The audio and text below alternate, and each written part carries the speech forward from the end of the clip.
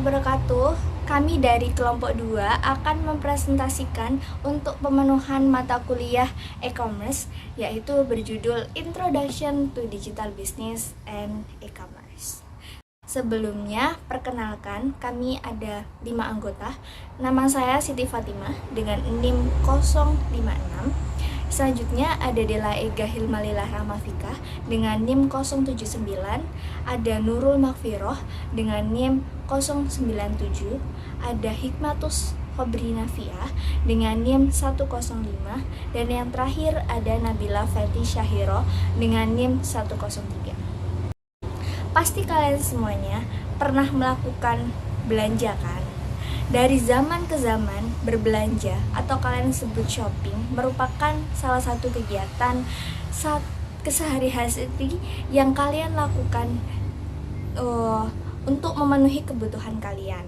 Dari dulu yang proses transaksi jual belinya masih secara langsung, harus kita pergi ke toko. Sekarang dengan memanfaatkan perkembangan teknologi, kegiatan yang dulunya harus kita lakukan akan dapat mudah dilakukan di mana saja, kapan saja, dan sepertinya berbelanja melalui online shop yang kita bisa akses melalui berbagai macam device seperti smartphone kalian ataupun komputer.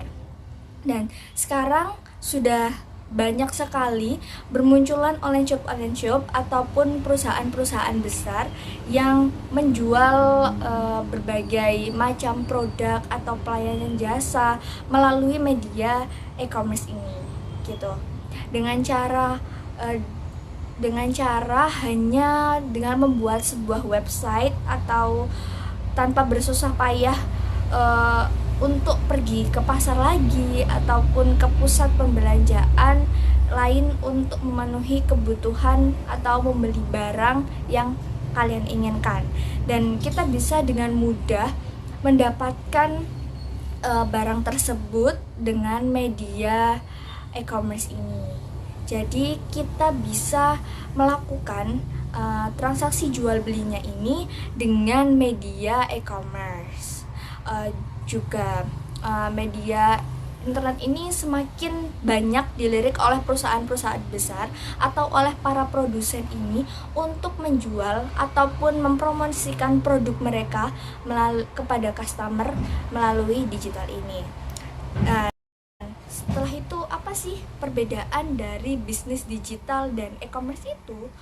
Bisnis digital ini cakupannya tuh lebih luas dari proses transformasi bisnis yang dulunya masih tradisional beralih fungsi menjadi digital.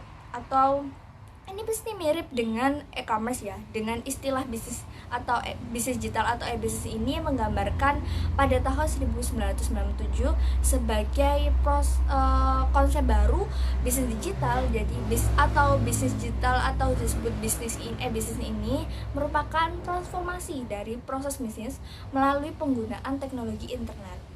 Jadi mulai yang dulunya sederhana berpindah ke teknologi karena dimanfaatkan oleh digital tersebut. Dan bisnis ini merupakan tidak hanya label baru saja, tapi tidak ada perbedaan antara bisnis digital dan juga manajemen sistem informasi tradisional gitu. E-bisnis adalah proses digital oleh seluruh perusahaannya tersedia, yaitu kalau e-bisnis itu atau bisnis digital itu bisa dari pelayan itu dari seluruh aspek bisnis tersebut. Jadi pelanggannya, karena pelanggannya sebagai objek dan sasarannya tentunya kan. Terus transaksinya, yang dulunya transaksinya harus cash, sekarang bisa melalui e-banking dan lain sebagainya. Rekan bisnis bisa mendatangkan investor dan juga proses pengadaan dari bisnis transportasi atau supplier dan penyediaan barang atau jasa. Dan kalau sementara e-commerce ini adalah penjualan atau pembelian dan pelayanan produk dan jasa melalui jaringan digital. E-commerce ini merupakan bagian dari sebuah bisnis digital. Dapat disimpulkan bahwa bisnis digital ini adalah cakupannya itu lebih luas karena mereka adalah dari proses bisnis yang masih tradisional berpindah untuk digital ya. Kalau sedangkan e-commerce ini adalah proses penjual dan pembelian dan juga pemasarannya mereka untuk bisnisnya, seperti itu. Selamat selanjutnya akan dibahas oleh teman-teman yang lainnya. Pada gambar 1.4 ini menunjukkan perbedaan antara e-commerce sisi beli dan sisi jual. Yang pertama yaitu sisi beli. Buy side e-commerce mengacu pada transaksi untuk mendapatkan sumber daya yang dibutuhkan oleh suatu perusahaan dari pemasoknya. Pada dasarnya, penggunaan teknologi komunikasi untuk mendukung rantai pasokan pengadaan hingga logistik masuk, dan melakukan transaksi antara organisasi dan pemasok melalui perantara. Selanjutnya adalah sisi jual. Ini mengacu pada transaksi penjualan produk ke pelanggan dan melibatkan penggunaan teknologi internet untuk memasarkan layanannya. Jenis niaga sisi jual. Yang pertama adalah situs e-commerce transaksional. Ini memungkinkan pelanggan untuk melakukan pembelian produk secara online. Ini juga mendukung bisnis dengan menyediakan platform bagi konsumen yang lebih memilih produk secara online. Situs web penggabungan hubungan berorientasi layanan.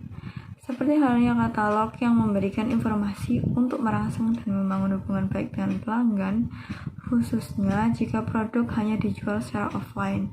Kontribusi bisnis utamanya adalah mendorong penjualan secara langsung.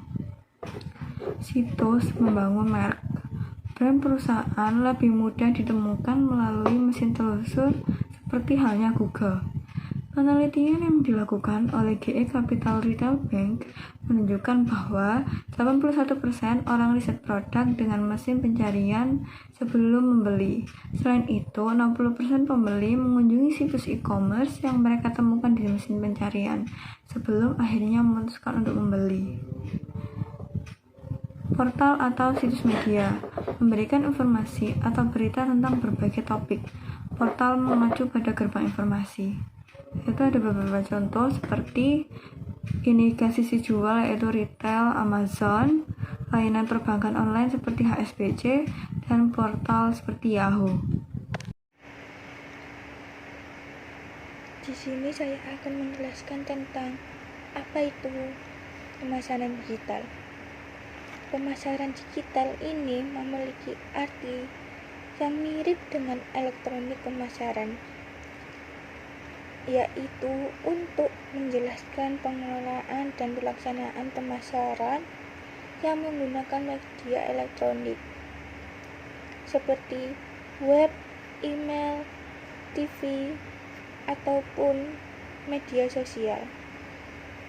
Pemasaran digital melibatkan yaitu menerapkan teknologi yang membentuk saluran online ke pasar melalui web, email, database, flash seluler, atau nirkabel, dan televisi digital. Tujuan pemasaran digital. Tujuan pemasaran digital yaitu untuk mendukung kegiatan pemasaran yang ditujukan untuk mencapai perolehan dan retensi pelanggan yang menguntungkan dalam proses saluran dan siklus hidup pelanggan. Melalui penggunaan taktik pemasaran ini, perlu menyadari kepentingan strategis teknologi digital dan mengembangkan pendekatan berencana untuk menjangkau dan memindahkan pelanggan ke layanan online melalui komunikasi elektronik dan komunikasi tradisional. Retensi dicapai melalui peningkatan pengetahuan pelanggan tentang profil, perilaku, nilai, dan pendorong loyalitas mereka. Kemudian, memberikan komunikasi yang terintegrasi dan terarah, serta layanan online yang sesuai dengan kebutuhan masing-masing. Opsi untuk perusahaan menjangkau calon konsumen secara online. Untuk membantu mengembangkan strategis menjangkau dan mempengaruhi pelanggan secara online, terdapat 3 jenis saluran media utama yang perlu dipertimbangkan, yaitu Yang pertama, media berbayar untuk mempromosikan produk melalui iklan cetak dan televisi. Yang kedua, media yang diterima yaitu mempromosikan produk melalui influencer untuk meningkatkan produk dan dapat menarik konsumen. Yang ketiga, media yang dimiliki yaitu perusahaan memiliki website dan sosial media ini berguna untuk mempromosikan produk mereka. Peluang bisnis digital. Apa sih yang dimaksud dengan peluang bisnis digital tersebut? Nah, yang dimaksud di sini adalah bisnis digital itu memberikan banyak peluang bagi sebuah organisasi maupun sebuah perusahaan, baik itu perusahaan kecil maupun perusahaan yang besar dan UMKM lainnya untuk bersaing bersama dalam persaingan global. Nah, dengan internet atau online itu memudahkan sebuah organisasi maupun sebuah bisnis untuk memiliki hubungan yang lebih dekat dengan pelanggan maupun pemasok, sehingga dapat mencapai retensi pelanggan. Yang dimaksud dengan retensi pelanggan di sini adalah kemampuan untuk mempertahankan pelanggan yang sudah ada. Nah, Evan dan Wursters dari Harvard ini berpendapat bahwa ada 3 karakteristik informasi yang bisa digabungkan dengan teknologi internet dan hal tersebut dapat berdampak besar pada pasar, di antaranya sebagai berikut. Yang pertama itu adalah jangkauan. Nah, yang kita maksud jangkauan di sini itu mengacu pada jumlah pelanggan yang dapat berinteraksi dengan bisnis tersebut. Nah, dengan adanya internet itu lebih memudahkan, lebih memperluas jangkauan baik dari tingkat internasional maupun tingkat nasional. Dan dengan biaya yang sangat rendah ya melalui penyediaan konten seperti di Instagram, di WhatsApp maupun di toko aplikasi-aplikasi jualan online lainnya. Sebagaimana contoh seperti aplikasi Shopee, aplikasi Lazada, maupun aplikasi Tokopedia. Yang kedua ada kekayaan. Yang dimaksud kekayaan di sini itu merupakan kalau dalam bisnis online maupun internet itu memungkinkan tersedianya lebih banyak informasi yang lebih mendetail. Contohnya tentang produk, harga, maupun ketersediaan. Sebagai contoh seperti di Shopee. Di Shopee ada yang jualan kemeja. Nah, biasanya oleh yang jualan itu dikasih kriteria produk mulai dari bahan-bahannya apa, ukurannya apa, dan panduan ukuran dan lain sebagainya. Dan juga biasanya tersedia harga di situ dan ketersediaan stok kemeja tersebut. Yang ketiga ada afiliasi. Afiliasi di sini itu mengacu pada efektivitas hubungan dengan mitra. Nah, dalam konteks online, organisasi yang memiliki hubungan kerjasama dengan banyak organisasi lainnya itu lebih mempermudah mereka dalam memperoleh jangkauan dan pengaruh yang lebih besar dalam berbisnis. Kategori pendorong utama yang tetap relevan saat ini untuk memperkenalkan teknologi baru. Yang pertama ada penggerak biaya atau efisiensi. Nah, dengan adanya penggerak biaya atau efisiensi itu dapat meningkatkan kecepatan persediaan. Yang kedua, dapat meningkatkan kecepatan pengiriman barang. Dan yang ketiga, ada mengurangi biaya penjualan dan pembelian atau diskon. Dan yang terakhir, dapat mengurangi biaya operasional. Nah, kategori yang kedua yaitu ada penggerak daya saing. Penggerak daya saing ini mencakup tentang permintaan pelanggan, bisa juga meningkatkan jangkauan dan kualitas layanan yang ditawarkan, dan yang terakhir itu menghindari kehilangan pangsa pasar untuk bisnis yang sudah menggunakan e-commerce. Jadi kayak supaya tidak bangkrut bisnisnya ya. Faktor-faktor yang mendorong adopsi internet. Yang pertama itu ada segmen sasaran internet, yang kedua ada strategi internet, yang selanjutnya ada pasar internet, yang keempat ada infrastruktur dan kemampuan pembangunan, yang kelima ada komunikasi internet, yang keenam ada biaya perdagangan internet, yang ketujuh ada peluang biaya internet, yang kedelapan ada peluang pengembangan pasar, Dan yang ke-9 ada kekhawatiran, dan yang terakhir yang ke-10 adalah preferensi konsumen. Selanjutnya ada resiko dan hambatan adopsi bisnis. Peluang harus diseimbangkan dengan resiko memperkenalkan layanan bisnis digital yang mencakup resiko strategis dan praktis. Resiko strategis utama adalah membuat keputusan yang salah tentang investasi bisnis digital. Di setiap sektor bisnis, beberapa perusahaan telah memanfaatkan bisnis digital dan mendapatkan keunggulan kompetitif. Yang pertama, ada mengevaluasi kemampuan bisnis digital organisasi. Penilaian kemampuan bisnis digital organisasi adalah titik awal untuk pengembangan strategi bisnis digital mereka di masa depan. Yang kedua, ada pendorong adopsi teknologi konsumen.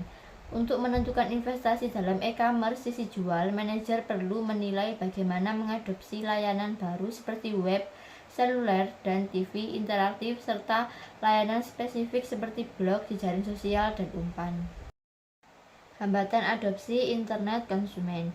Indikasi beberapa hambatan untuk menggunakan internet, khususnya untuk pembelian konsumen, terlihat jelas dari survei Bose Allen Hampton 2002 tentang persepsi di berbagai negara. Dicatat bahwa hambatan konsumen untuk adopsi internet termasuk yang pertama tidak ada manfaat yang disarankan.